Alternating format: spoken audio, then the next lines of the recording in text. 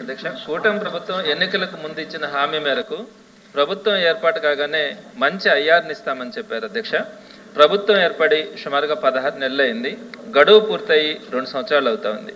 అయినా ఇప్పటి వరకు ప్రభుత్వం ఐఆర్ గురించి ఆలోచన చేయట్లేదు అధ్యక్ష. అలానే 6 నెలల లోపు పిఆర్సీ ఇస్తామని కూడా చెప్పున్నారు. పిఆర్సీ కమిషన్ కూడా ఇంకా ఏర్పాటు చేయాల. ఒకవేళ కనుక పిఆర్సీ కమిషన్ ఏర్పాటు చేస్తే అక్కడి నుంచి కూడా 1 సంవత్సరం కాలం పట్టే అవకాశం ఉంది.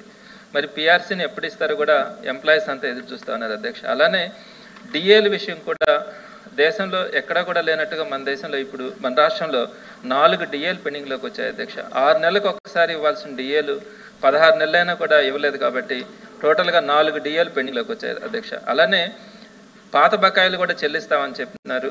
కానీ పాత బకాయిలు తీర్చకపోగా కొత్త బకాయిలు కూడా సుమారుగా ఈ రోజుకి 30,000 కోట్లకి పాత బకాయిలు కూడా పెరిగిపోయినాయి అధ్యక్ష. కాబట్టి తక్షణమే పెండింగ్లో ఉన్న 4 డిఏలు అలానే ఆలస్యం చేయకుండా చెప్పిన మాట ప్రకారం 30% ఐఆర్ను వెంటనే 12వ పిఆర్సీని అమలు చేయడానికి కావాల్సినటువంటి చర్యలను వీలైనంత త్వరగా 30,000 కోట్ల ఉద్యోగస్తుల బకాయిలను వెంటనే విడుదల చేయాలని మీ ద్వారా ప్రభుత్వాన్ని కోరుతున్నాను అధ్యక్ష.